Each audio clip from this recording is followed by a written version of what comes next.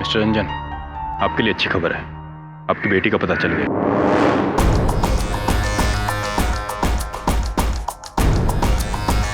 तो यहाँ छुपा रखा है इन कमीनों ने मेरी बेटी को। मैंने छोड़ूंगा नहीं। मिस्टर रंजन, आपकी बेटी की जान दांव पर है। अपनी बेटी के लिए तो मैंने इन किडनैपर्स के सिर्फ एक बार कहने पर 50 लाख रुपए दे दिए। और पुलिस के मना करने के बावजूद भी ये आपने ठीक नहीं किया। मेरी बेटी से बढ़कर इस दुनिया में मेरे लिए कुछ नहीं है मेरे लिए। ठीक है मिस्टर रंजन, आपने जो करना था कर दिया, अब पुलिस को अपना काम करने दीजिए प्लीज। चलो।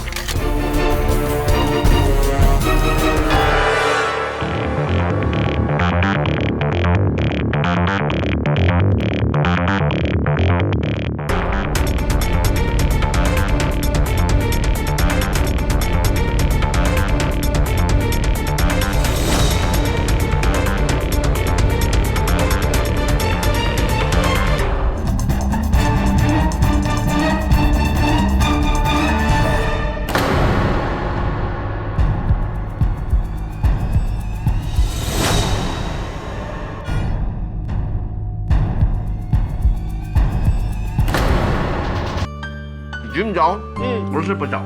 हाँ वरुण, अरे बैठ। इस बुलबुल ने क्या घर की बनी हुई कचौड़ी चटनी लाई, उसे खींचना। नहीं सब आप ये पढ़िए सर। हाँ, ये खबर तो मैंने पढ़ी थी सवेरे। सर, इन तीनों को मैं बहुत अच्छी तरह से जानता हूँ। ये किसी की हत्या नहीं कर सकते। खबर पढ़कर तो लगता है कि नहीं सर, से ये तीनों बहुत ही अच्छी फैमिली से हैं। ये लोग पैसों के लिए अपनी अच्छी दोस्त के साथ ऐसा क्यों करेंगे? सर मेरा विश्वास कीजिए, ये लोग ऐसा नहीं कर सकते। We have to help them. Let's find out. खेल खेल में कत्ल, या फिर यूं कहा जाए तो खेल की आड़ में इन तीनों लोगों ने, यानी कि नीव गुप्ता, मिलिंद सेठ और पंछी शाह ने अपनी ही दोस्त साक्षी मिश्रा को किडनैप करने का प्लान बनाया। इन तीनों ने साक्षी को किडनैप किया और फिर साक्षी के पिताजी यानी कि मिस्टर रंजन मिश्रा से एक छोटी सी रैंसम अमाउंट मांगी। और जब ये रैंसम अमाउंट उन्हें मिल गया योर ऑनर, तो बड़ी बेरहमी से इन तीन दोस्तों ने अपनी ही बेस्ट फ्रेंड का कत्ल कर दिया। नहीं, हम लोगों ने कुछ नहीं किया। हमने तो सिर्फ शर्त जीतने के लिए एक छोटा सा प्लान बनाया था। हाँ, हमने खेल खेल में एक शर्त रखी थी और उसी शर्त की वजह से हम लोग ने साक्षी को किडनैप करने का नाटक खेला। इनफैक्ट साक्षी खुद इस प्लान का हिस्सा थी। झूठ बोल रहे हैं ये। मेरी लड़की ऐसा क्यों करेगी? Order order. मिस्टर रंजन, बैठ जाइए। आपको अपनी बात कहने का मौका दिया जाएगा। तो आपके हिसाब से आपने ये सब कुछ एक शर्त की वजह से किया। आप कोर्ट को बताएंगे कि किस तरह की शर्त लगाई थी आपने? ओके, तो लगी शर्त, ऑलराइट, कि मिलिंद इस डरपोक साक्षी के कंजूस बाप से 5 लाख रुपए निकालेगा। 5 लाख नहीं, 50 लाख रुपए निकलवाऊंगा। लेकिन मेरी भी एक शर्त है। अगर मैंने ऐसा कर दिया तो तू हमारी केमिस्ट्री मिस को पूरी क्लास के सामने केस करेगा। बोल, मंजूर है? क्या यार गाइस, तुम लोग भी ना, ये शर्त वर्त से कुछ नहीं होने वाला। तुम लोग नहीं जानते, मेरे पापा बहुत स्मार्ट है। तुम लोग जानते नहीं हो उनको, एक पैसा भी नहीं देंगे वो। एंड बाय द वे, हम लोग वेकेशन पर जाने के लिए पैसे मांगने की बात कर रहे थे। तुम लोग बात को कहां से कहां पहुंचा रहे हो? शर्त हो चुकी है। मंजूर है कि नहीं? बोल। ऑलराइट, मंजूर है, चल डन। ये हुई ना बात। अब देख मैं रंजन अंकल से कैसे पैसे निकलवाता हूँ, और तू भी तैयार है मिस सोनिया को टेस्ट करने के लिए? हमने एक गेम प्लान किया था जिसमें साक्षी खुद हमारे साथ थी। वेकेशंस की वजह से पूरा बॉयज हॉस्टल खाली था, तो साक्षी को छुपाने के लिए उससे अच्छी जगह नहीं हो सकती थी। इसलिए हमने साक्षी को हॉस्टल के एक रूम में छिपा दिया था। और उसके बाद प्लान के मुताबिक हमने एक पीसीओ से रंजन अंकल को कॉल किया, उनसे कहा कि उनकी बेटी को हमने किडनैप कर लिया। हमने रंजन अंकल से 50 लाख रुपए की डिमांड की और उनसे कहा कि शहर से दूर पुराने किले के छोटे से दरवाजे के सामने वो पैसे आके रख जाएं। और अंकल ने बिल्कुल वैसा ही किया।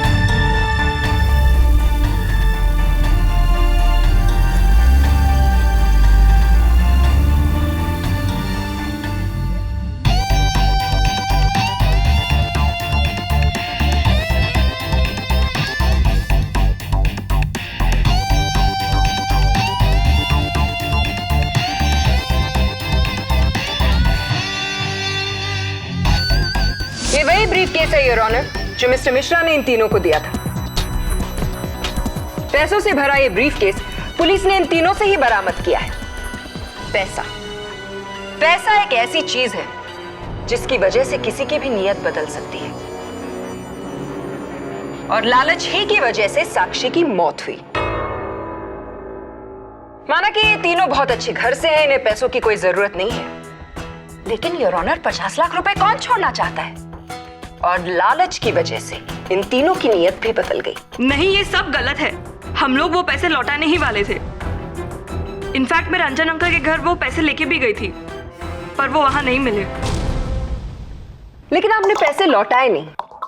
इतना पैसा देखकर आप तीनों की नीयत बदल गई। योर ऑनर, इन तीनों ने ये पैसा अपनी निजी मौज मस्ती के लिए रखना चाहा, लेकिन इसके रास्ते में आ रही थी एक लौती रुकावट, यानी कि साक्षी, और उसे इन तीनों ने अपने रास्ते से हटाना चाहा।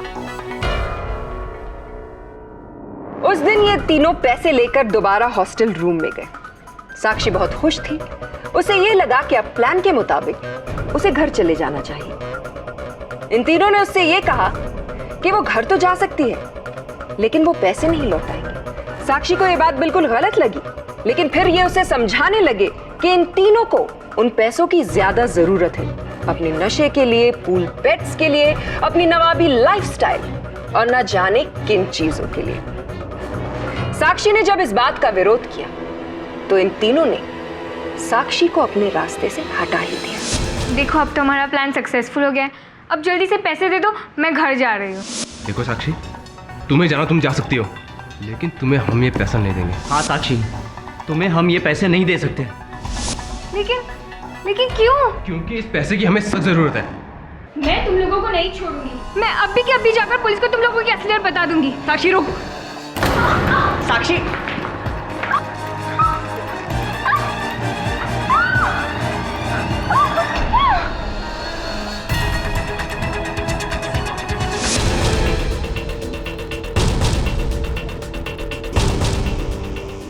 इन तीनों ने किडनैपिंग भी की है और कत्ल भी, और अपनी बात को साबित करने के लिए मेरे पास एक नहीं बल्कि दो चश्मदीद गवाह हैं।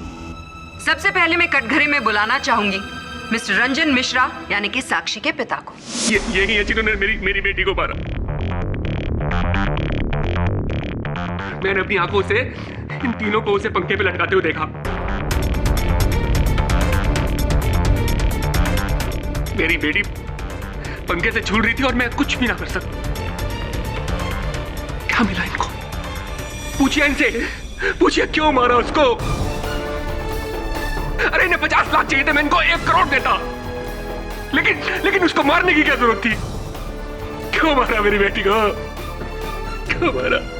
मिस्टर मिश्रा, आप बैठ सकते हैं। योर ऑनर, मैं इंस्पेक्टर दवे को बुलाना चाहूंगी। इंस्पेक्टर दवे, आपको ये कैसे पता चला कि साक्षी मिश्रा हॉस्टल के रूम नंबर 17 में है? मिस्टर रंजन ने अपनी बेटी साक्षी की मिसिंग कंप्लेंट लिखवा रखी थी। हम उनकी बेटी को ढूंढ रहे थे कि करीब 4 बजे किसी पीसीओ से एक अनजान आदमी का फोन आया। उसने बताया कि उसने कुछ लड़कों को बॉयज हॉस्टल में जबरदस्ती एक लड़की को ले जाते हुए देखा है। उसने विल्सा कॉलेज की लोकेशन बताई। इन्वेस्टिगेट करने पर पता चला कि ये वही कॉलेज है जहां साक्षी पढ़ती थी। छुट्टियां होने के कारण पूरा कॉलेज बंद था, हॉस्टल बंद था, लेकिन रूम नंबर 17 के स्टूडेंट्स घर नहीं गए थे। यानी कि साक्षी के बेस्ट फ्रेंड मिलिंद और नीव। मुझे लगा कि कुछ न कुछ गड़बड़ है। मैंने मिस्टर रंजन को फोन किया और उन्हें वहां बुलाया और खुद भी अपनी टीम के साथ वहां पहुंचा। और फिर आपने वहां क्या देखा? मैंने देखा कि साक्षी सीलिंग से लटकी हुई है और रस्सी इन तीनों के हाथ में।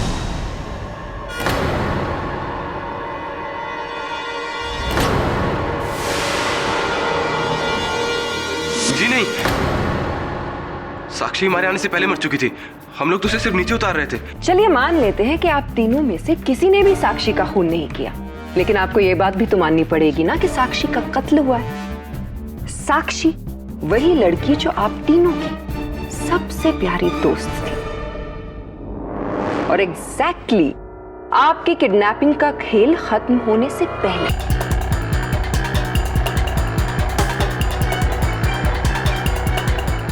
चलिए अब आप अदालत को यह बताइए कि आप तीनों ने मिस्टर मिश्रा से जब पैसे लिए उसके बाद आपने क्या किया? 50 lakhs। आखिर तू शर्त जीत ही गया। आई डोंट बिलीव कि तूने साक्षी के कंजूस डैड से 50 लाख रुपए निकलवाए। मानता है कि नहीं? मानता हूँ यार, मानता हूँ, लेकिन गाइस अब हमको जल्दी से जल्दी ये खेल खत्म कर देना चाहिए यार, क्योंकि अगर साक्षी टाइम पे घर नहीं पहुंची ना तो हम सब लोग पुलिस स्टेशन पहुंच जाएंगे। राइट। और क्या पंची, तुम साक्षी के घर जाओ और देखना रंजन अंकल कहीं पुलिस के पास नहीं चले जाएं यार। डोंट वरी नीव, मुझे पता है मुझे क्या करना है। एक काम करो, ये पैसे लेके रंजन अंकल को दो और उनको संभालना और सब कुछ समझाना तुम्हारे जिम्मे है, ठीक है? एक मिनट।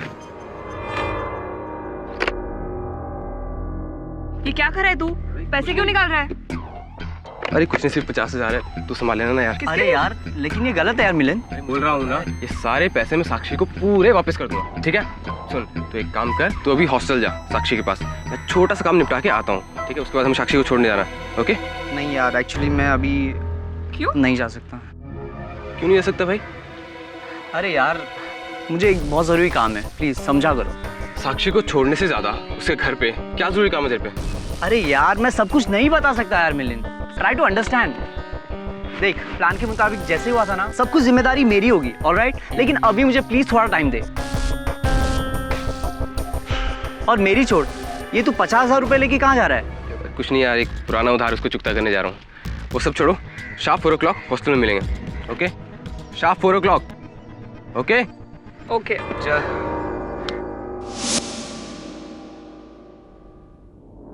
आप सब 4 बजे मिले तो थे, लेकिन साक्षी को घर पहुंचाने के लिए नहीं, बल्कि उसे ऊपर पहुंचाने के लिए। नहीं, ऐसा नहीं है। हमारे प्लान के मुताबिक मुझे रंजन अंकल को समझाना था।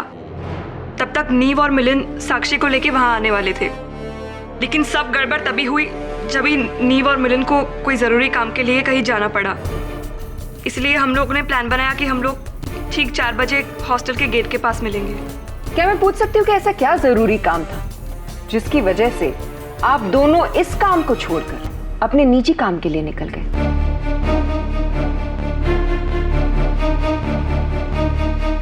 तो आप दोनों में से पहले मेरे सवाल का जवाब कौन देगा? नीव आप या फिर मिलिंद आप?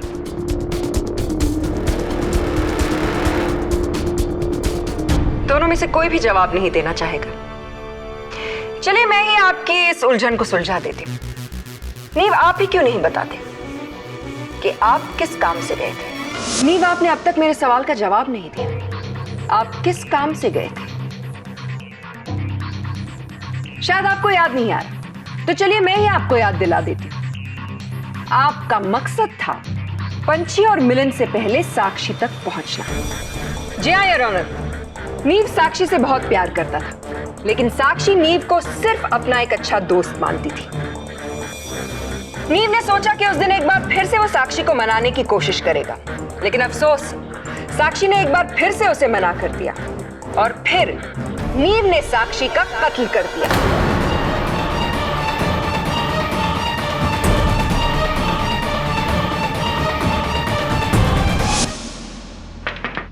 कौन? साक्षी, मैं नीव। अरे मिलिंद और पंछी कहाँ हैं? उन्हें छोड़ो ना, हमारे बारे में सोचो साक्षी। साक्षी, मैं तुमसे बहुत प्यार करता हूँ और मेरा यकीन करो, मैं तुम्हें बहुत खुश रखूंगा।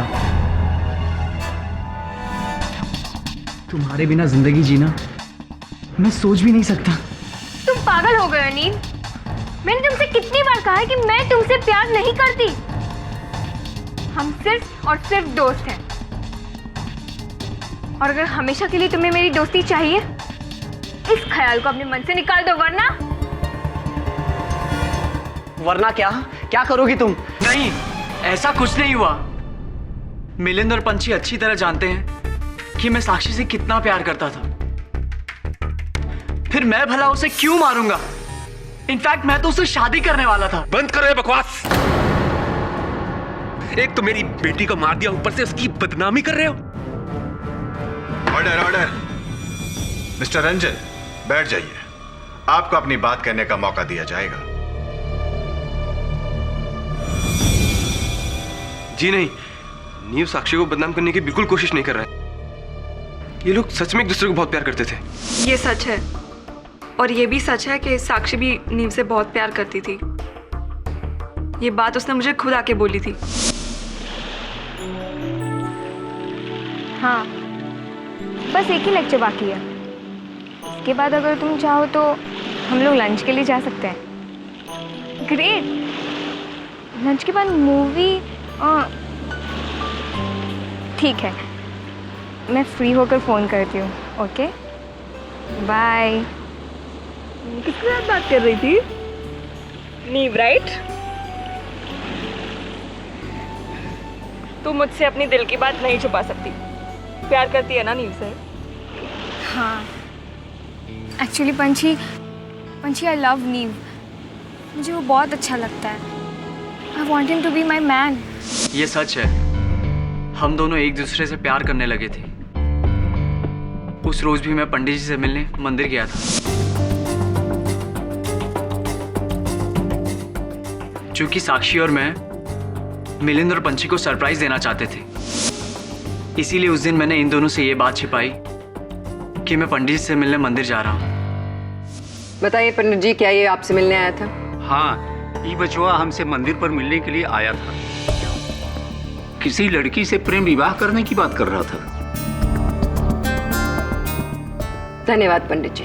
तो बताइए मिलिंद, उस दिन आप गए कहाँ थे? आप भी तो 50,000 रुपए लेकर अपना प्लान छोड़कर किसी और पर्सनल काम के लिए चले गए थे। कहाँ गए थे आप?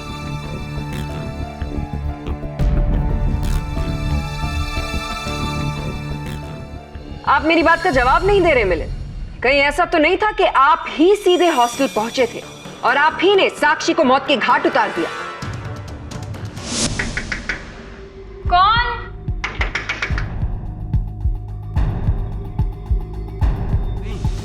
ये सच नहीं है। मैं भला साक्षी को क्यों मारूंगा? और वैसे भी हमने पंछी को पैसे देकर भेज दिया था, तो फिर मैं अपनी दोस्त का कत्ल कैसे कर सकता हूँ मैम? अगर आपने ऐसा नहीं किया तो फिर आप अदालत को बताते क्यों नहीं कि आप कहां गए थे उस दिन?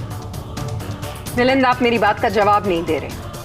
जी वो उस दिन मैं किसी को पैसे देने गया था। एक्चुअली मुझे ड्रग्स की लत लग गई थी, जिस वजह से मेरे खर्चे बढ़ गए थे।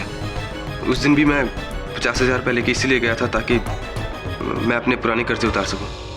हालांकि मैं वो पैसे बाद में साक्षी को लौटाने वाला था। योर ऑनर, ड्रग्स लेने की आदत, पुराना कर्जा और रैंसम में मिले 50 लाख रुपए। मिलिंद के पास बहुत ही क्लियर ऑप्शन था। साक्षी को अपने रास्ते से हटा दो और फिर फिरौती के पूरे 50 लाख रुपए इनके। जी नहीं, ये सच नहीं है। भला मैं अपनी फ्रेंड का कत्ल क्यों करूंगा? मैं सच कह रहा हूँ मैम, मैं उस दिन अपने फ्रेंड को पैसे देने गया था। मैं रॉकी को पैसे देने गया था मैम। रियली? तो क्या आप अपने इस अच्छे दोस्त रॉकी को यहाँ अदालत में बुला सकते हैं ताकि आपकी बात साबित हो जाए?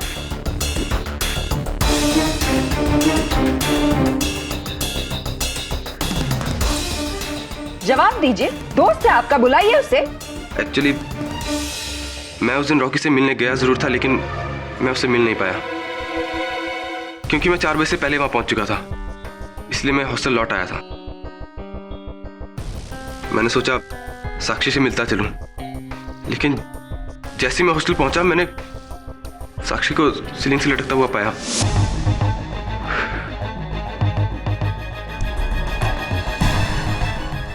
चार बज गए यार, ये नीव और पंछी कहाँ रह गए?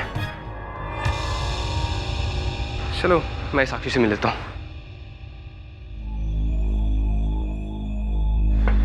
साक्षी,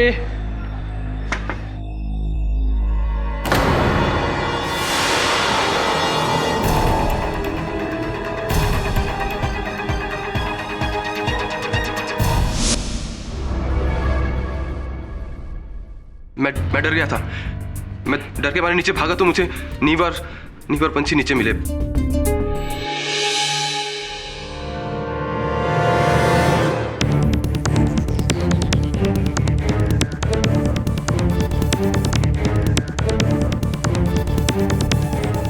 योर ऑनर, अभी एक ऐसे बात का पता चला है जिससे इस केस का रुख ही बदल जाएगा।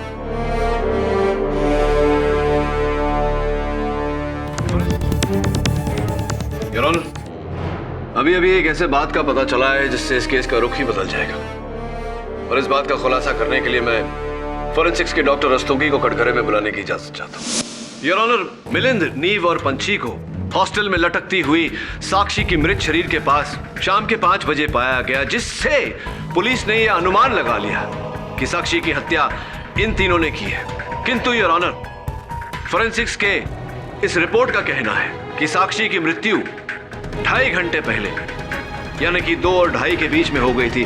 क्या मैं सही कह रहा हूं डॉक्टर रस्तोगी? जी हाँ, क्योंकि 2.5 घंटे पहले ही मिस साक्षी मिश्रा का कत्ल गला दबाने की वजह से हुआ था, इसीलिए कई बार ये बताना मुश्किल हो जाता है कि मौत कितने बजे हुई थी। क्या आपके कहने का ये अर्थ निकाला जा सकता है कि फोरेंसिक्स ये पता ही नहीं लगा पाई कि साक्षी की मृत्यु कितने बजे हुई थी? जी नहीं, एक्चुअली पुलिस को साक्षी की लाश 5 बजे मिली थी। जांच करने पर यह पता चला कि साक्षी की मौत गला घुटने की वजह से हुई थी, लेकिन प्रॉपर पोस्टमार्टम करने के बाद यह बात सामने आई कि साक्षी की मौत 5 बजे नहीं बल्कि लगभग 2 और 2.5 बजे के बीच में हुई थी।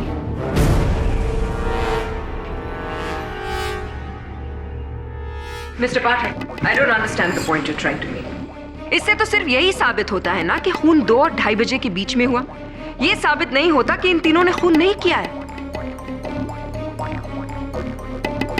हो सकता है कि साक्षी का कत्ल करने के बाद उन्हें यह बात नहीं समझ आ रही थी कि उसकी लाश के साथ क्या करें, और जब तक ये बात समझ में आई तब तक इंस्पेक्टर दवे वहां पहुंच चुके थे। योर ऑनर, प्रोसिक्यूशन के इस दलील का उत्तर देना बहुत ही सरल है। मेरे तीनों मुवक्किल अपने अपने कथन में कह चुके हैं योर ऑनर कि जिस समय साक्षी की मृत्यु हुई उस समय विभिन्न व्यस्तता के कारण ये हॉस्टल पर उपस्थित नहीं थे। मिलिंद अपने दोस्त रॉकी को ड्रग्स के पैसे देने गए थे, पंछी साक्षी के पिताजी से मिलने गए थे, और नीव मंदिर गए थे पंडित जी से मिलने। योर ऑनर, सबसे पहले मैं चाहूंगा कि पंडित जी कटघरे में आकर इस बात पर रोशनी डालें। पंडित जी, आपने पिछली सुनवाई में अपने कथन में कहा था कि ये लड़का नीव गुप्ता आपसे मिलने आया था मंदिर पर। हाँ, मैंने कहा था। तो जिस समय ये आपसे मिलने आया था, समय क्या हो रहा था? यही दोपहर के 2-2.5 बजे, जब मैं मंदिर बंद कर रहा था तभी आया था।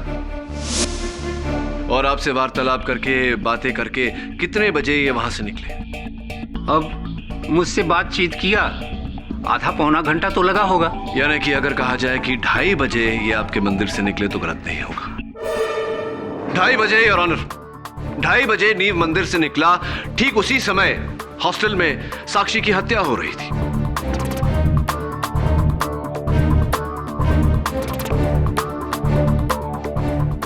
धन्यवाद पंडित जी, आप बैठिए। योर ऑनर, अब मैं मिस्टर रंजन मिश्रा के घर के नौकर गोपाल काका को कटघरे में बुलाने की अनुमति चाहता हूं। गोपाल काका, कृपया कर अदालत को बताएं कि उस दिन पंछी शाह ये आपके घर आई थी आपके मालिक रंजन मिश्रा जी से मिलने?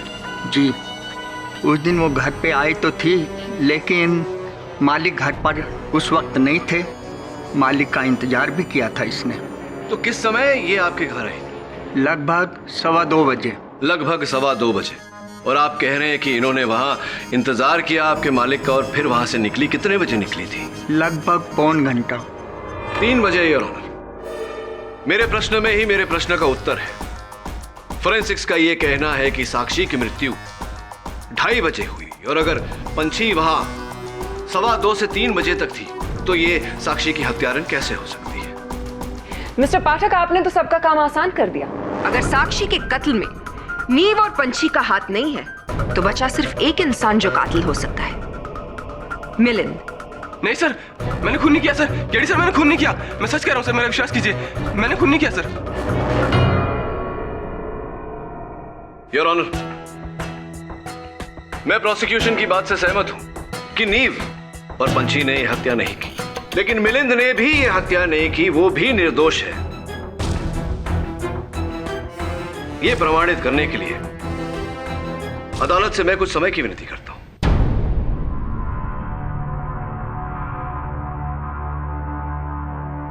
यह अदालत अगली सुनवाई तक मुलतवी की जाती है।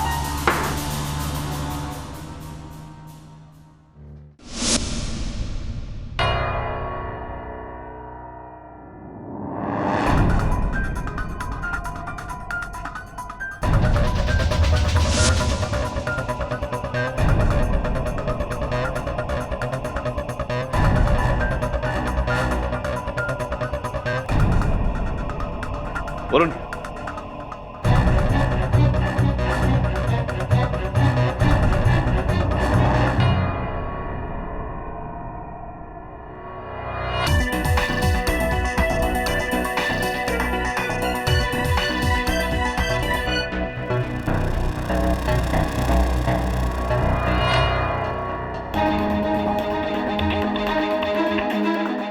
वरुण,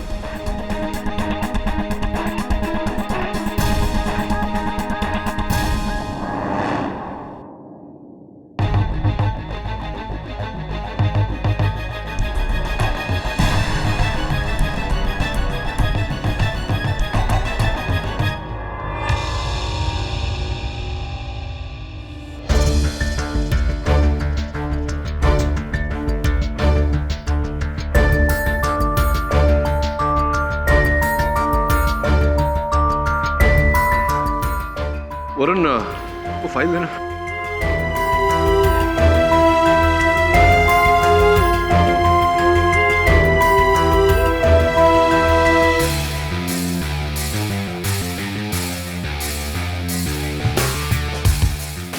चाबी की और खून की जितनी जल्दी हो सके जांच करा।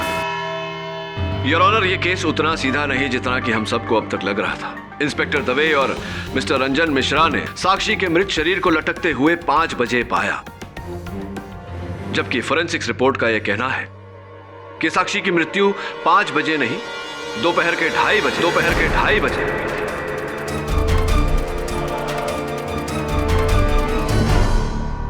जिस समय योर ऑनर गवाहों के बयान के अनुसार पंछी शाह मिस्टर रंजन मिश्रा के घर गई थी उनसे मिलने, और नीव गुप्ता पंडित जी से मिलने मंदिर गए थे।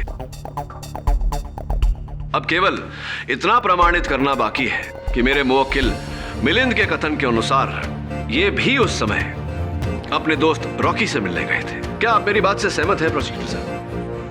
जी हाँ, बिल्कुल। धन्यवाद। Your honour, I'd like Mr. Ranjan Mishra in the dock, please. Mister Ranjan Mishra, Sakshi की हत्या के दिन आप कहाँ थे? जी, मैं किडनैपर्स को उनकी मांगी हुई फिरौती की रकम देने गया था। तो कितने बजे आप गए थे फिरौती की रकम देने? कोई दोपहर के 1:30 बजे। दोपहर के 1:30 बजे। उसके बाद आप कहाँ गए? उसके बाद इंस्पेक्टर दवे का फोन आया और मैं सीधा हॉस्टल पहुंच गया। ऐसी? किंतु इंस्पेक्टर दवे के कथन के अनुसार तो इन्होंने 4 बजे आपको फोन किया था।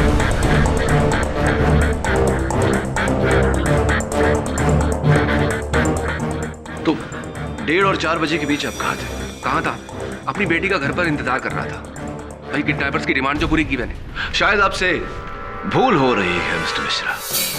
क्योंकि पंछी शाह और आपके गृह सेवक गोपाल काका दोनों ने अपने अपने कथन में कहा कि जिस समय पंछी आपके घर आपसे मिलने आई थी उस समय आप घर पर उपस्थित नहीं थे। कहाँ थे आप 1:30 और 4 बजे के बीच? भाई कहा ना कि मैं अपनी बेटी की किडनैपिंग को लेकर बहुत परेशान था और किडनैपर को पैसा देने के बाद मैं भगवान से यही दुआ कर रहा था कि मेरी बेटी को जल्द से जल्द घर वापस आ जाए, बस।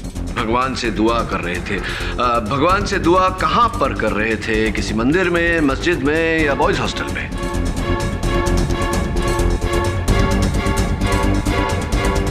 क्या कह रहे हैं आप? केडी, तुम कहना क्या चाहते हो? मैं ये कहना चाहता हूँ योर ऑनर की फिरौती की रकम देने के बाद मिस्टर रंजन मिश्रा सीधे बॉयज हॉस्टल गए और इन्होंने अपनी बेटी की हत्या की। क्या बकवास कर रहे हैं आप? मैं अपनी बेटी का खून क्यों करूंगा? ये तो आप ही बता सकते हैं हमें मिस्टर रंजन मिश्रा।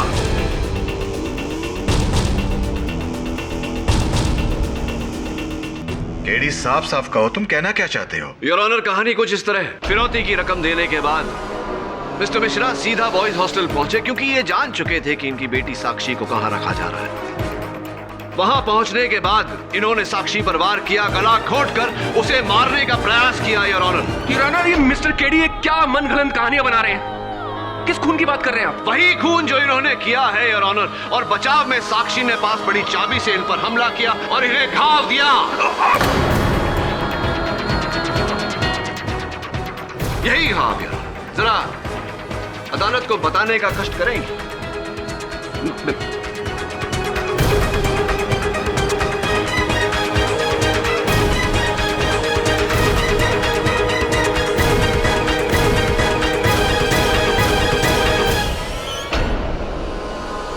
और इसी घाव से टपका हुआ खून योर ऑनर हमें बाहर कॉरिडोर में मिला। इतना ही नहीं, साक्षी ने जिस चाबी से इन पर वार किया था वो चाबी भी मिली जिस पर फोरेंसिक्स को इन्हीं के खून और चमड़ी के ट्रेसेस मिले। Your honour, mister Ranjan Mishra, क्या और भी साक्ष्य पेश करूं या इकबाल जुर्म? हाँ, मैंने ही खून किया है।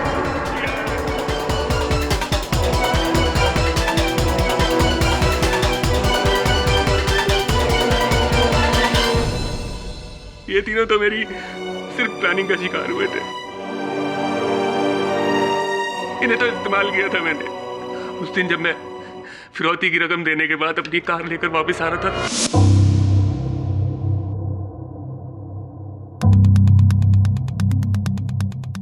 तो मैंने अपनी कार को इस जगह पर पार्क किया। कार पार्क करने के बाद मैं वापस ये देखने आया कि साक्षी को किडनैप किया किसने।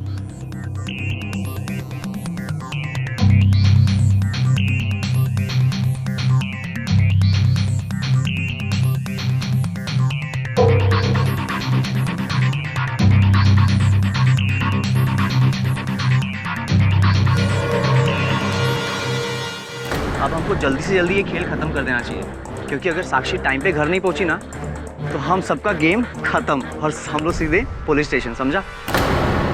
पैसे लेके रंजन अंकल को दो और उनको संभालना और सब कुछ समझाना तुम्हारे जिम्मे है, ठीक है?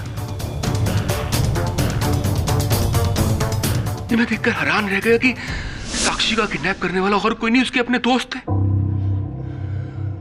इससे अच्छा मौका मुझे और नहीं मिल सकता था। साक्षी। कौन? साक्षी बेटा, मैं पापा। दरवाजा खोलो बेटा। देखो बेटा, डरो मत। साक्षी, मुझे तुम्हारे दोस्तों ने सब कुछ बता दिया है।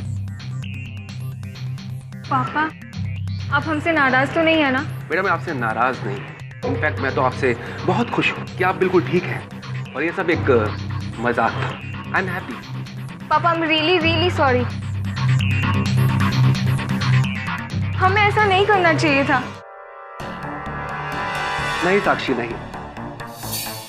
तुम लोगों ने तो बहुत अच्छा किया। तुम लोगों के ऐसा करने पर ही तो मुझे मौका मिला तुम्हें अपने रास्ते से हटा देने का।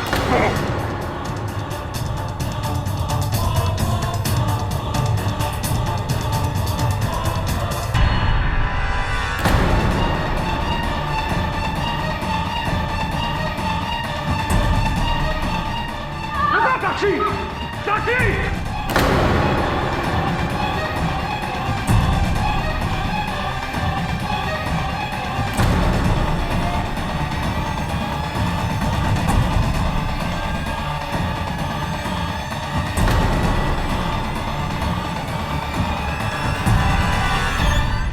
साक्षी की बीमार और विधवा मां से मैंने शादी इसलिए की कि उसके मरने के बाद उसकी सारी जायदाद को मैं ले सकूं। दिन रात उसकी सेवा की, बस इसीलिए कि इसके मरने के बाद उस सेवा का फल मुझे मिले। लेकिन ऐसा हुआ ही नहीं।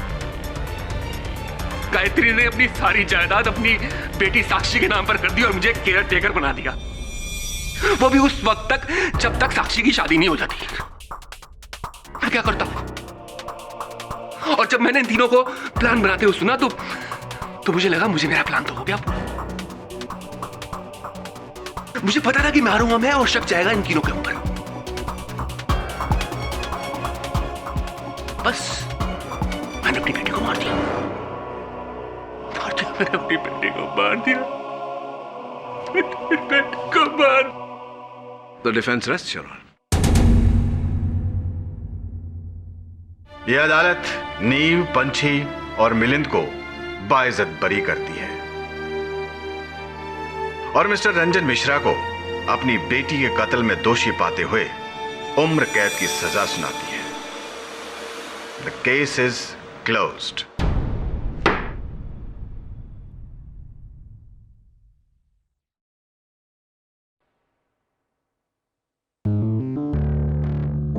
थैंक यू केडी सर, अगर आप नहीं होते तो पता नहीं हमारा क्या होता। Thank you KD sir. You're welcome. लेकिन धन्यवाद तुम लोगों को मेरा नहीं, वरुण का करना चाहिए। इसी के विश्वास के कारण तुम तीन बच पाए हो। And nothing. खेल खेल में खेला गया खेल इतना खतरनाक नहीं होना चाहिए कि खेलने वाले का खेल ही खत्म हो जाए, राइट ना?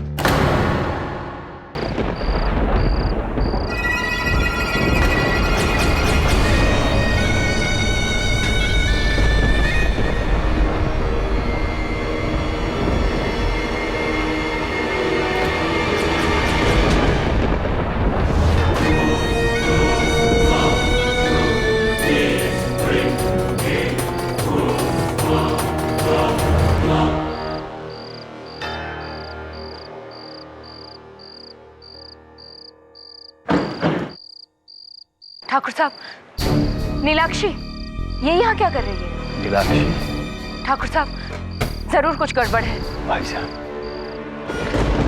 भाई साहब, भाई साहब! बड़े ठाकुर,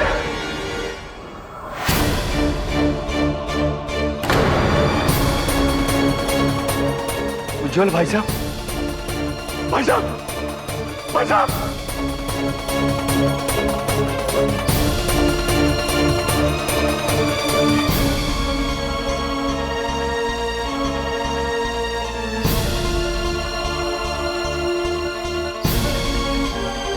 भाई साहब तो मर गए। इनके पैर पे सांप के कांटे का निशान है। ये नीलाक्षी का ही काम है। तुम्हारा शक सही था मस्तानी, वो लड़की नागिन है।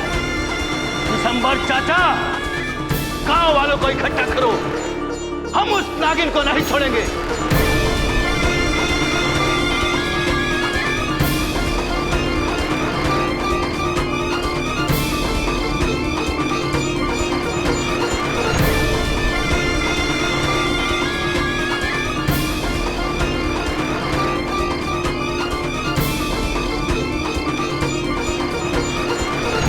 शादी कैसी लगी सर? अरे बहुत बढ़िया।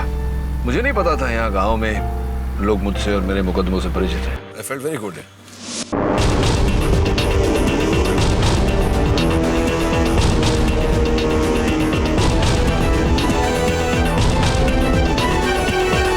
परिचित है? सब पूरा जिला आपके फैन से भरा हुआ है। इसीलिए तो मेरी मौसी ने इंसिस्ट किया था कि मेरी कजन की शादी में मैं आपको जरूर लेकर आऊं। Thank you for coming sir. अरे आई एंजॉयड।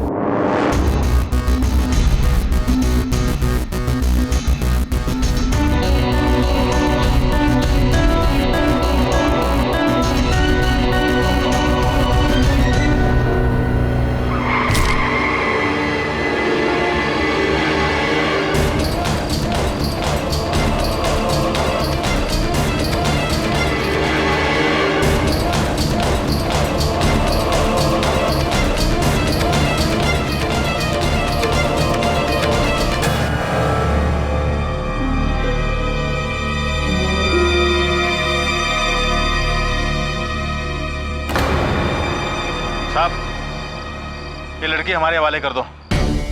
मैं इस गांव का सरपंच हूँ, आप जाओ यहाँ से। क्यों पीछे पड़े इसके? क्या किया इसने? हत्यारन है ये। मेरे भाई साहब ठाकुर उज्जवल सिंह की जान ली है। लेकिन उसके लिए तो कानून है ना, आप लोगों ने कानून अपने हाथ में क्यों लिया है? साहब जी, ये कोई आम मुजरिम नहीं है जो कानून इसका फैसला करेगा। ये एक इच्छाधारी नागिन है।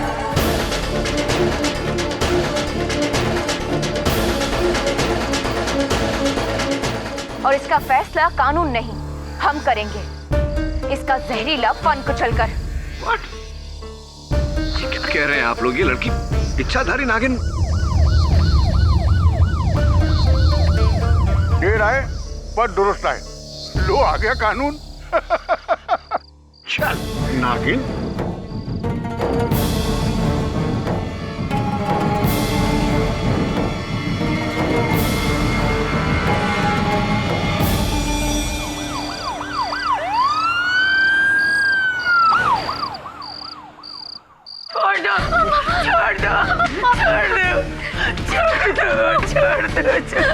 हम आपको बचा लीजिए। छोड़ दो मेरी बच्ची को। मेरी बच्ची की कोई गलती नहीं है, उसने कुछ नहीं किया साहब। हाँ दरोगा, बाहर निकाल इसको। इसका तो हश्र हम करेंगे। इसने हमारे भाई साहब की जान ली है नागिन।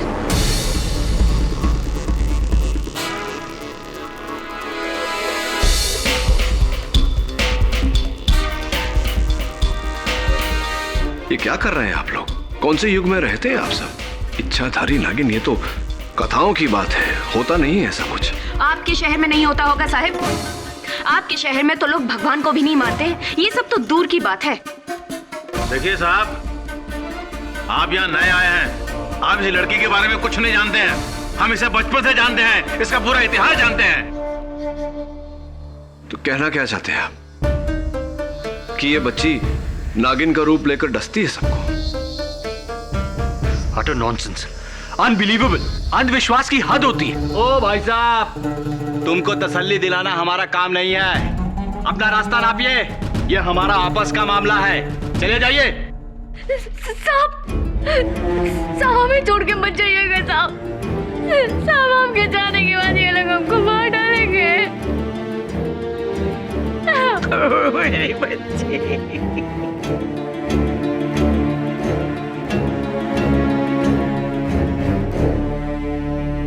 इसे गिरफ्तार किया है तो कानूनी कार्रवाई तो होगी। आपके गांव में न्यायालय है? क्यों? इस लड़की का मुकदमा लड़ोगे आप? वकील हो? एडवोकेट केडी पाठक।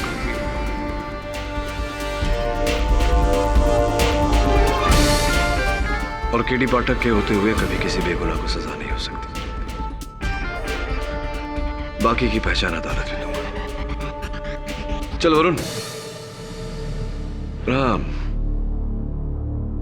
इस केस के निर्णय होने तक अगर मेरे मुवक्किल को खरोंच भी पहुंची तो उसके उत्तरदायी आप होंगे, इंस्पेक्टर रली आराम।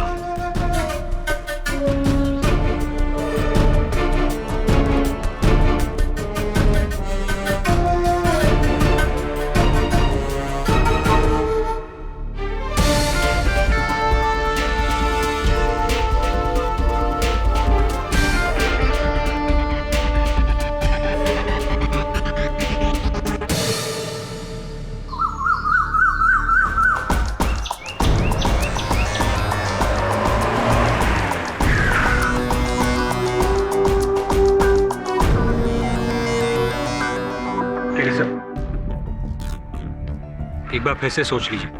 हम इस लड़की को अच्छी तरह से जानते भी नहीं है। वो क्या है क्या नहीं है। हो सकता है वो नागिन नहीं, खूनी हो। देखो, हम तो उस लड़की के अपराध से अनजान हैं, किंतु ये गांव वाले वास्तविकता से अनजान हैं। और जब तक इस देश से अंधकार को नहीं मिटाया जाएगा, ये देश प्रगति नहीं कर सकती। और ये अंधकार सिर्फ ज्ञान से मिट सकता है। इस समय यही हमारा कर्तव्य है। करेक्ट? चल। अरे वकील साहब, आ गए आप? हाँ, लगता तो ऐसा ही है। आ गए ना हम। मैं विशंभर हूं, इस हवेली का पुराना वफादार। उस रात उजागर सिंह जी के बड़े भाई उज्जवल सिंह जी के अलावा यहाँ पे और कोई नहीं था। आइए हुजूर।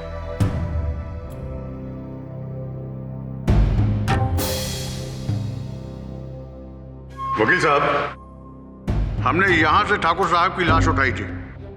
पैर में सांप का काटा, बदन नीला पड़ा, जहर से मौत।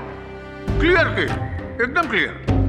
हो सकता है सांप पीछे से कहीं झाड़ियों से आया हो। नहीं नहीं, इस हवेली में सांप का होना तो असंभव है। अरे वकील साहब, हवेली में क्या, इस पूरे अमरोली गांव में पिछले 150 साल से किसी ने सांप को नहीं देखा।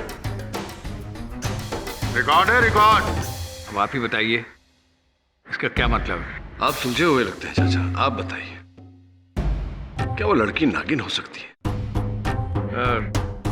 नहीं, वो नागिन नहीं है, वो विषकन्या है। ठीक कह रहे हैं चाचा।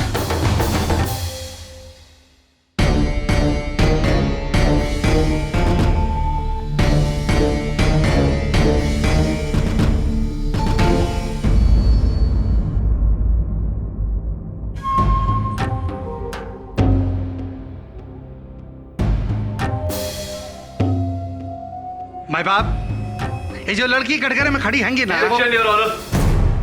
योर ऑनर, इस प्रकार अदालत में आरोपी को हथकड़ी पहनाकर खड़े करना, विशेष रूप से एक महिला आरोपी को, यह भारत के संविधान के नियमों का उल्लंघन है।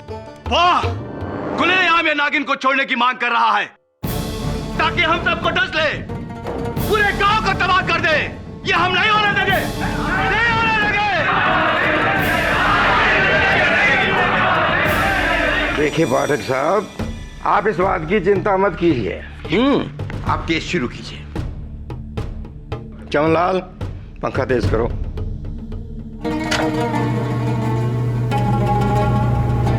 क्षमा चाहता हूं योर ऑनर, किंतु जब तक ये हथकड़ियां उतारी नहीं जाती मैं अपना पक्ष नहीं रख पाऊंगा। और सोचने वाली बात है योर ऑनर कि अगर ये लड़की वाकई में नागिन है तो क्या हथकड़ी द्वारा सांप को रोका जा सकता है? कृपया कर राम।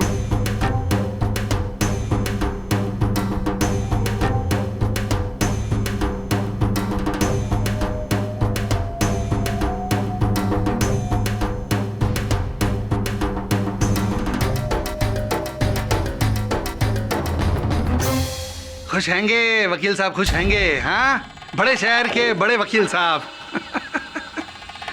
अगर आपकी इजाजत हो तो कार्रवाई शुरू करें। धन्यवाद। मैं बाप, 1 अगस्त की रात ठीक 11:30 बजे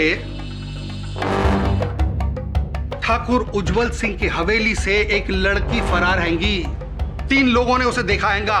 ठाकुर उजागर सिंह जी हैंगे और उनकी सहेली मस्तानी हैंगी और हवेली के रखवाले विशंबर चाचा हैंगे। उसके बाद ठाकुर के कमरे में गए ये तीनों लोग और एक धसी हुई लाश देखी। ठाकुर, माय बाप, गांव वालों का कहना हैगा कि ये लड़की नागिन हैंगी। अब कैसे मान ले कि ये लड़की नागिन हैंगी? यहां सारे सब भी पढ़े लिखे लोग हैंगे। क्यों वकील साहब? अब प्रोसिक्यूशन का यह दावा हैगा कि ये लड़की ठाकुर की हवेली में उस रात अपने साथ एक नाग लेकर गई और उस कमरे में उस नाग को छोड़ा और उस नाग ने ठाकुर को डसा।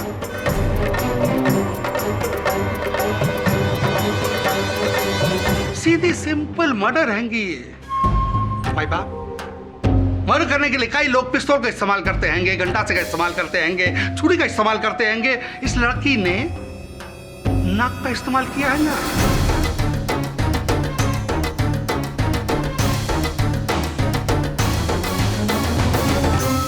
अरे साहब, इसे बाहर से नाग ला लाने की क्या जरूरत है? ये तो खुद ही सांप है।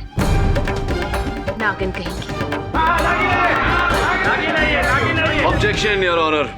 योर ऑनर, इस प्रकार अदालत की कार्यवाही के बीच में बोलकर कार्यवाही को खंडित करना, भंग करना, ये अनुचित है योर ऑनर। मस्तानी जी, आप यहाँ आकर के अपनी बात कहिए। वैसे तो पूरा अमरौली इस नीलाक्षी की कहानी के बारे में अच्छे से जानता है, लेकिन इस नए वकील के लिए हम ये कहानी फिर से दोहरा देते हैं। हुआ ये था कि 20 साल पहले इस विधवा दुलारी को ये लड़की छत्तीसगढ़ के जंगलों में मिली थी, वो भी सांपों के डेरे के बीच में।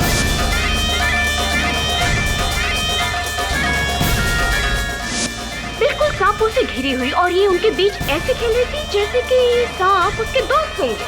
अब बेऔलाद होने की तड़प में दुलारी इसको अपने साथ अमरौली ले आई। इसे पाला पोसा बड़ा किया, बिल्कुल अपने बच्चे की तरह। लेकिन ये नीली आंखों वाली नीलाक्षी आम बच्चों की तरह नहीं है। ये सबसे अलग थलग रहती, किसी से बात नहीं करती, यहाँ तक कि देवी देवताओं के मंदिर भी नहीं जाती थी ये। जब भी कोई जानवर इसके सामने आता ना तो घबरा जाता।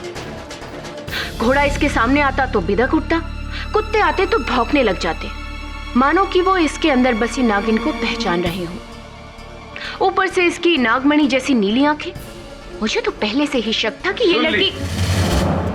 सुन लिया आपकी कथा मस्तानी जी। घोड़ों का बिलखना, कुत्तों का भौंकना, इनकी नीली आंखें होना, तो इन्हीं बातों के आधार पर आप सबने ये निर्णय ले लिया कि नीलाक्षी ही नागिन है। ये नागिन है और मैंने इसे रूप बदलते हुए देखा है।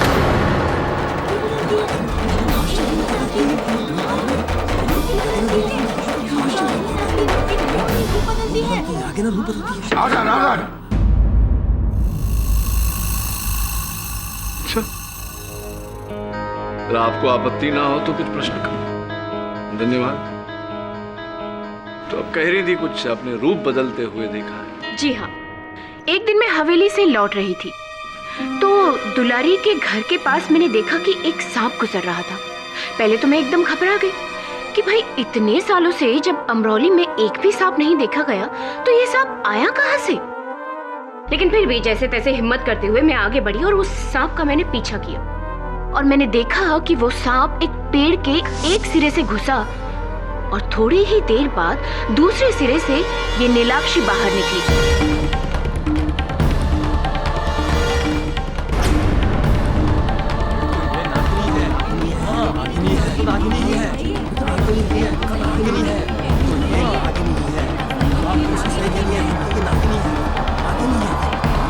इसलिए मुझे यकीन हो गया कि ये नीलाक्षी ही नागिन है और कोई नहीं। तो वो पेड़ जिसके पीछे आपने सांप को जाते देखा और नीलाक्षी को बाहर निकलते देखा, उस पेड़ की चौड़ाई कितनी थी? रहा होगा लगभग 4 फीट के आसपास। 4 फीट के आसपास। अब देखिए, नीलाक्षी की कुल मिला के चौड़ाई शायद 2 फीट से कम ही होगी।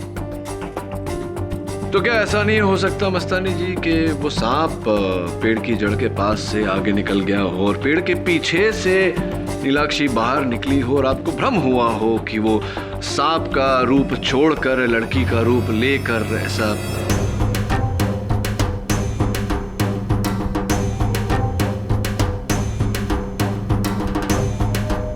जी नहीं, जब इतने सालों से अमरौली में कोई सांप देखा ही नहीं गया तो फिर वो सांप आया कहां से?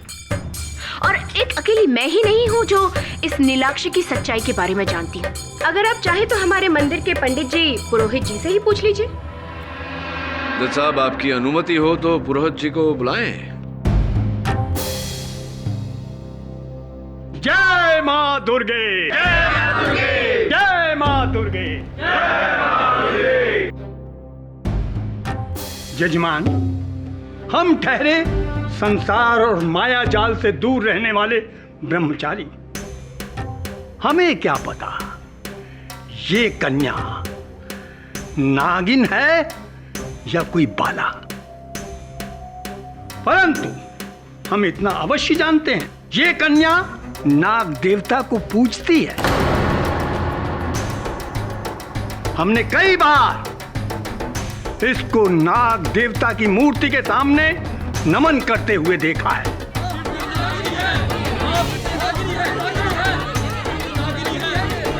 बचपन से नागों के साथ इसका ऐसा क्या लगाव है? जय मां दुर्गे। जय मां दुर्गे। राम राम माई बाप। अब आप तो जानते हैं हम कानून के आदमी हैं और दूसरा हम वर्दी में। झूठ बोलने का तो कोई चांस ही नहीं। ये जो लड़की है ना बहुत ही अजीब, इसका हरकत भी नागिन जैसे ही है। अब एक बार हम भरी बरसात में तालाब के किनारे से जा रहे थे। अब आपको क्या बताएं माई बाप, हम देखे कि ये तालाब के किनारे बैठ के मेंढक को पकड़ के खा रही थी।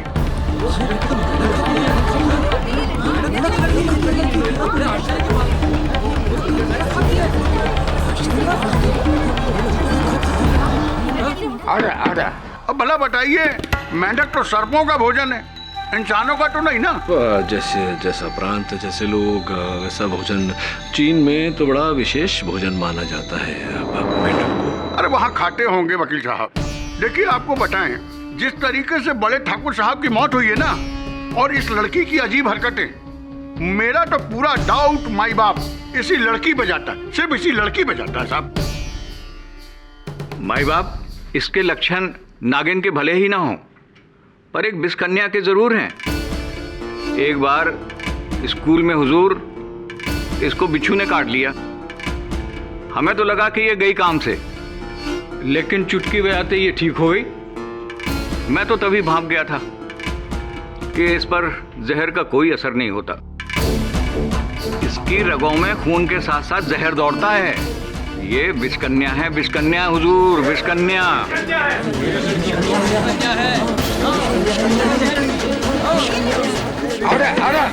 धन्यवाद बिराज जी। लरी सिंह जी, आप तो गांव के सरपंच हैंगे जी। आपकी आवाज गांव की आवाज हैगी। बिल्कुल सही कहा आपने। तो बताइए, ये लड़की विषकन्या हैगी या नागिन, या केवल परिस्थितियों के शिकार? जज साहब, नीलाक्षी को मैं बचपन से जानता हूं। माना कि वो एक सबसे अलग लड़की है, लेकिन मैंने उसे आज तक किसी को कोई नुकसान पहुंचाते नहीं देखा। मैं नहीं मानता कि वो कोई विषकन्या है या नागिन। ठाकुर के पांव में सांप के कांटे का निशान हैगा। भाई, मैं वो नहीं जानता। नीलाक्षी, उस रात तुम उस कमरे में थी। अदालत को बताओ कि किन परिस्थितियों के चलते तुम हवेली पहुंची।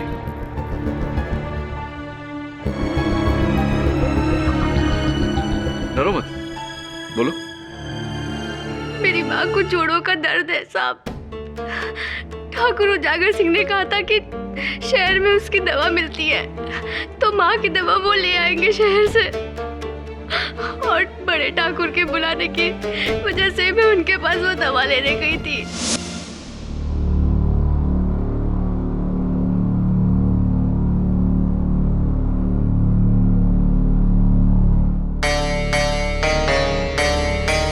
बड़े ठाकुर,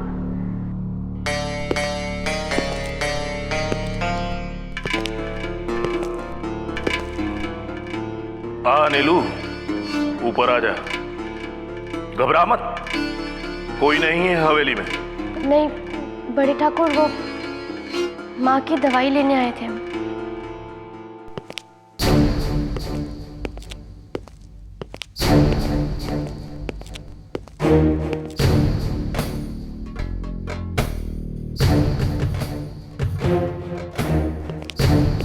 ये ले, तेरी माँ के जोड़ों के दर्द की दवा। पर सुन, 1 महीने में दर्द छूमंतर। बड़े ठाकुर धन्यवाद जी। इसके पैसे? अरे पैसे तुझसे किसने मांगे? कभी मांगे हैं? अपनी माँ के लिए उपहार समझ। और सुन, मैं तेरे लिए भी एक उपहार लाया हूं। ला, इसे दे।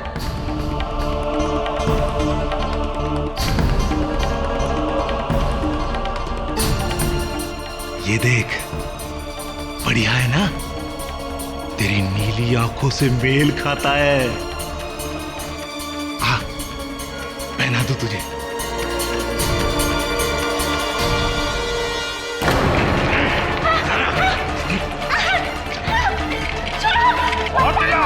कोई नहीं है हवेली में।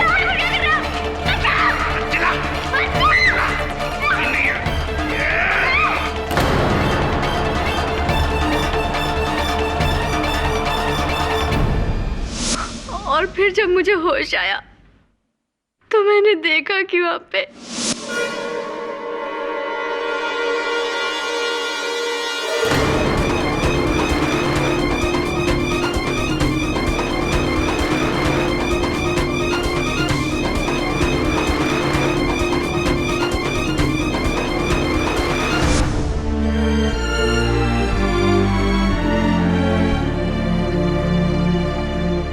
साहब, यदि यह शहर होता तो नीलाक्षी पर किए गए जबरदस्ती का साक्ष्य फोरेंसिक्स द्वारा बड़ी सरलता से हमें मिलता, किंतु यहाँ इन बातों के लिए समय लगता है और वो हमारे पास नहीं। इसीलिए चंद तस्वीरें दिखाना चाहता हूं। इनमें साफ रीत से दिखाई पड़ता है योर ऑनर, ठाकुर उज्जवल सिंह के शरीर पर इनके नाखूनों के खरोंचे, उनके हाथों पर इनके काटने के निशान और इनके गाल पर वो लाल दाग जो ठाकुर उज्जवल सिंह के थप्पड़ मारने के कारण हुआ।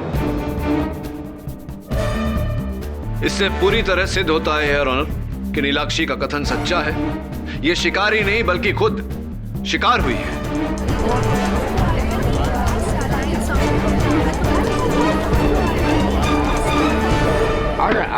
वाह वाह वाह वाह वाह वाह वकील साहब, बचाव के घाव के निशान यानी कि हमले के निशान भी तो हो सकते हैंगे। ये लड़की उस रात ठाकुर के घर में गई और उस पर हमला किया है ना।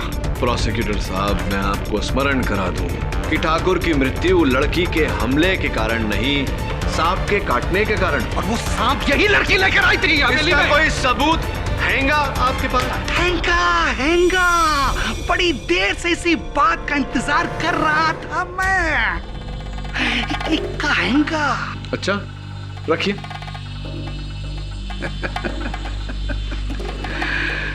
मैं बाप, आज सवेरे इंस्पेक्टर रलिया राम जी नीलाक्षी के घर के आंगन से एक सांप की केचली मिली। अभी दिखाता हूं।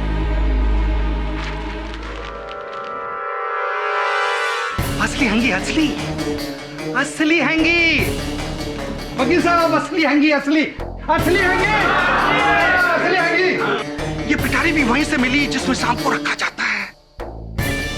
और इसकी बू, भाई बाप, वकील साहब जरा सुनिए ना। अरे सुनिए।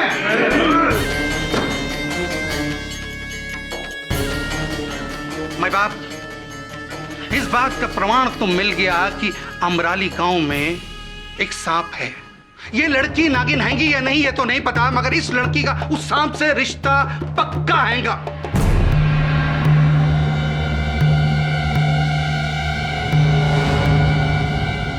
बताओ सबके सामने, बेहतर यही होगा कि अपना जुर्म कबूल कर लो। मुझे कुछ नहीं पता। ये केचुली और ये पिटारा हमारे घर कहां से आया?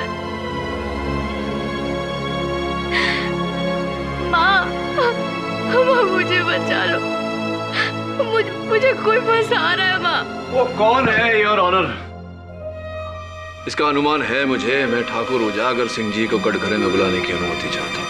एक तो ये लड़की हमारे देवता समान भाई की जान लेती है और फिर उनके चरित्र पर कीचड़ उछालती है। तुझे तो मैं आज ही रात हवेली उठा कर ले जाऊंगा, फिर जो हस्र करूंगा तेरा देख लेना। ठाकुर उजागर सिंह, आपने अभी अभी भरी सभा में इस लड़की को अपहरण की धमकी दी है। आईपीसी धारा 506 के तहत क्रिमिनल इंटिमिडेशन यानी कि आपराधिक भय दर्शन और आईपीसी धारा 367 अपहरण के लिए आपको 2 साल की जेल हो सकती है। राइट जज साहब? हे वकील, क्या मजाक है ये? 2 वर्ष काराबंद रहना कोई स्वांग नहीं होता ठाकुर साहब। मेरे 5 गिनने से पहले अपने शब्द वापस लीजिए, वरना 1। अच्छा 2। मैं अपने शब्द वापस लेता हूं। वेरी गुड, मतलब बहुत अच्छे। अब ये बताइए ठाकुर साहब, दुलारी देवी की दवाई आप ही लाए थे? जी हाँ, इंदौर से। तो ये दवाई जो आप लाए वो इस बक्से में लाए थे, बड़े बक्से? जी हाँ, इस बक्से में।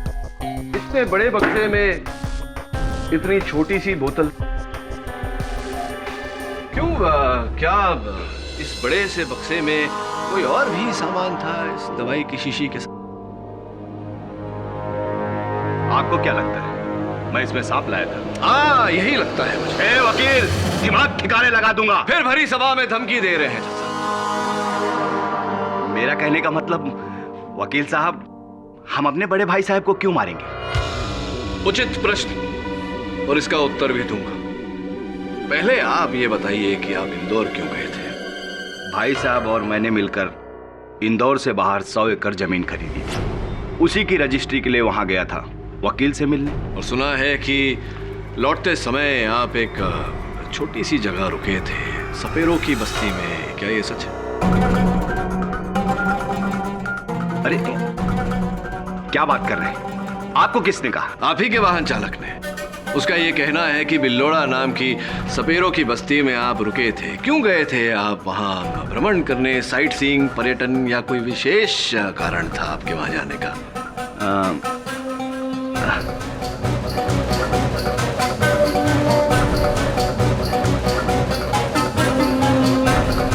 सोचिए सोचिए। हाँ हाँ, दवा लेने। दवा लेने? कौन सी दवा? अरे वही जोड़ों की दर्द की दवा जो दुलारी ने मंगाई थी। वहां एक बूढ़ा सपेरा रहता है जो जंगली जड़ी बूटियों से दवाइयां बनाता है। वही दवा लेने गया था। दवा लेने गए थे आप उजागर सिंह जी, लेकिन दुलारी देवी के मर्ज की दवा नहीं, अपनी मर्ज की दवा लेने गए थे आप। वो सांप जिसने आपके भाई साहब को डसा और वो चल बसे।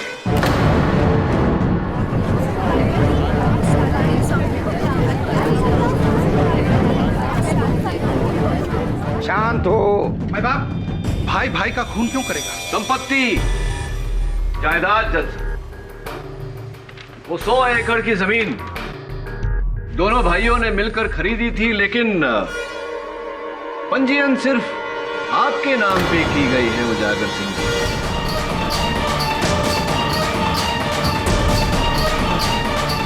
क्या कारण है इसका? ये आपको कहां से मिला? आप ही के वकील के पास से। चलिए चलिए चलिए, अभी मेरे प्रश्न का उत्तर दीजिए कि क्यों जब आप दोनों भाइयों ने मिलकर वो 100 एकड़ जमीन खरीदी थी, ये सिर्फ आपके नाम पे रजिस्टर की गई है? कहीं ऐसा तो नहीं कि आपको ये विश्वास था कि आपके भाई साहब वो जमीन देखने के लिए जीवित नहीं रहे? देखिए वकील साहब, ये हम भाइयों का जाति मामला है। इससे इस कत्ल का कोई लेना देना नहीं। लेना देना तो तभी साबित होगा ना जब वकील साहब ये साबित कर देंगे कि उजागर सिंह जी ने ही वो गुमनाम सांप ठाकुर के कमरे में छोड़ा था।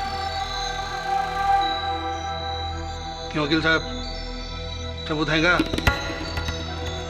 दुर्भाग्यवश इस समय तो नहीं, किंतु अगर लेकिन किंतु परंतु ये सब जब सबूत लाने तक रोक कर रखिएगा वकील साहब, क्योंकि वो सांप उजागर सिंह जी के पास नहीं, नीलाक्षी के पास पाया गया था।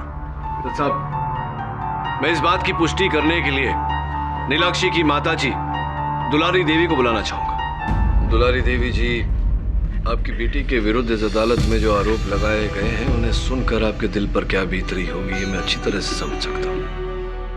इन निराधार आरोपों के उत्तर में क्या कहना चाहेंगी आप?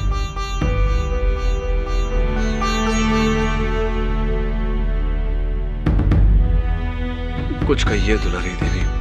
इस अदालत में किसी ने आपकी बेटी को नागिन कहा, किसी ने विष कन्या।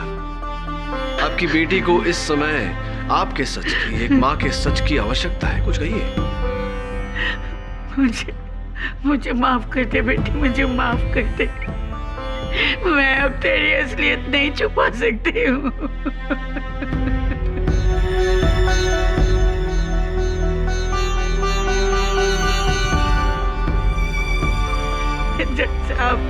जज साहब, मेरी बेटी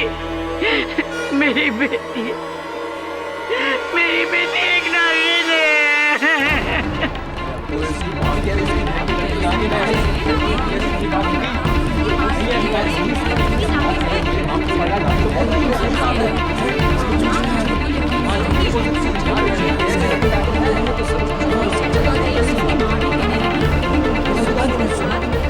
बात कह रही हैंगी इसकी माँ? वकील साहब, जब से ये मुझे मिली है, हर नाग पंचमी के दिन ये अपना रूप बदल कर नागिन बन जाती है।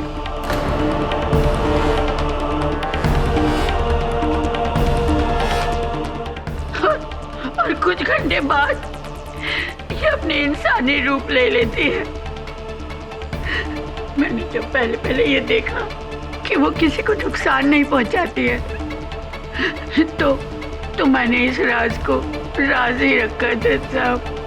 माँ, क्यों कर रही हो आप ऐसा? क्यों माँ? चुपचाप क्या खड़े हो? मारो पत्थर से!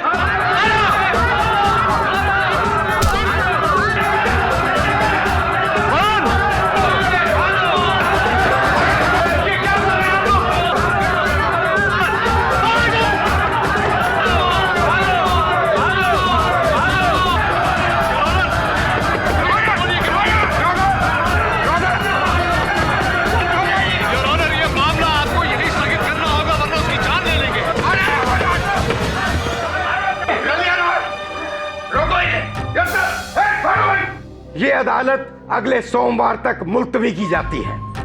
आप सब लोग जा सकते हैं।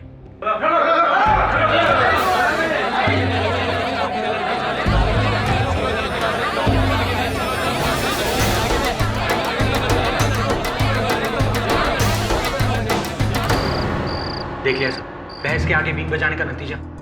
सर कौन कहेगा कि हम लोग 21वीं सदी में रह रहे हैं? ये लोग तो पिछड़े हुए लोगों से भी ज्यादा पिछड़े हुए हैं। नाग नागिन की कहानियां, सर मुझे तो ऐसी फिल्मी कहानियां हजम नहीं होती, और ये लोग इसे असलियत बनाकर जी रहे हैं। Sir this is the limit sir. Varun, sir मुझे तो लगता है कि गांव वाले पागल हो गए हैं। Varun, calm down.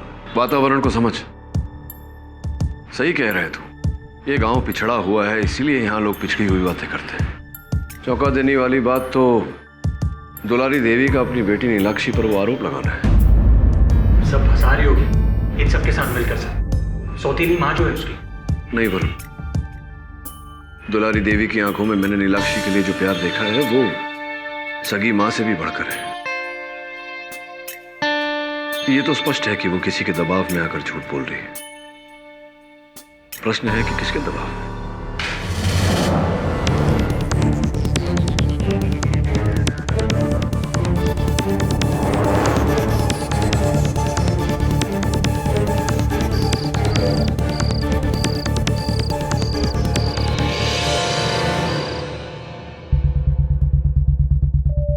सब बाहर कोई नहीं है। अभी भी समय है, इस केस को छोड़कर वापस अपने शहर चले जाओ, वरना इस नाग पंचमी के दिन उस नागिन के पाप का प्रायश्चित तुम्हें करना पड़ेगा। पता कर किसकी राइटिंग? जी सर, लेकिन नाग पंचमी तो आज है, और दुलारी ने कहा था कि नाग पंचमी को नीलाक्षी नागिन का रूप धारण करती है।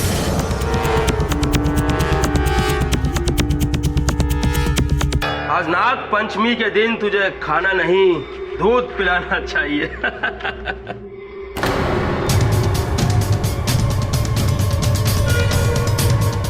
साहब, साहब भाग गई, नागिन भाग गई। रलिया साहब, नागिन भाग गई। साहब जी,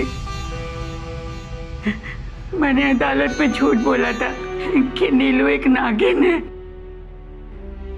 ये तो सच है कि नीलू मुझे सांपों के डेरे से मिली थी, पर साहब जी दूसरी लड़कियों की तरह वो भी एक आम लड़की है। वो बेकसूर है साहब जी। वो बहुत भोली है, वो बहुत मासूम है साहब जी। झूठ क्यों बोला आपने? उसने मुझे धमकी दी थी। उसने मुझे धमकी दी थी कि मेरी बेटी को अगर मैंने नागिन नहीं माना तो वो उसे जेल में जिंदा जला देगा साहब जी। किसने धमकी दी थी? मैं नहीं बता सकती, मैं नहीं बता सकती। अगर उसे पता चल गया तो वो मेरी बच्ची को नहीं। आप मेरी बात सुनिए। देखिए, मेरे होते हुए नीलाक्षी को कुछ नहीं होगा, चिंता मत करिए। बताइए मुझे, किसने धमकी दी थी आपको?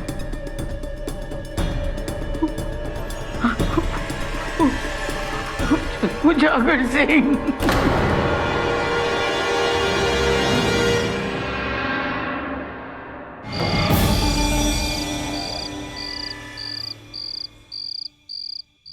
आइए।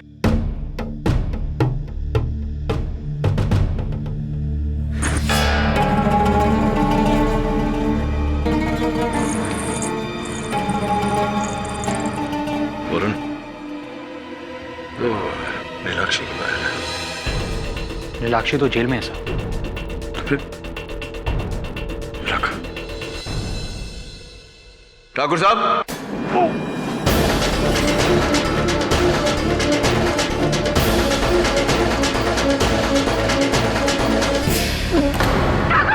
ठाकुर साहब, ठाकुर साहब, माय गॉड, सांप को काटा है।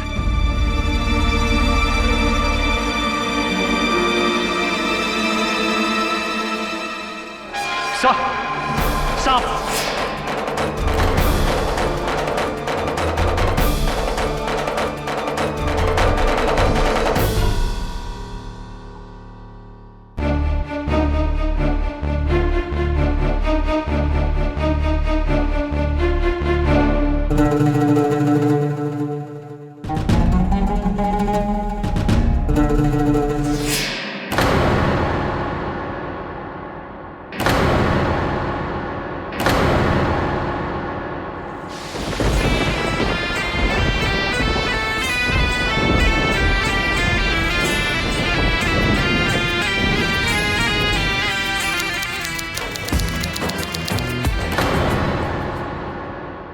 और भी दिलचस्प कहानी देखने के लिए हमारे चैनल को सब्सक्राइब करें और बेल आइकॉन दबाना न भूलें।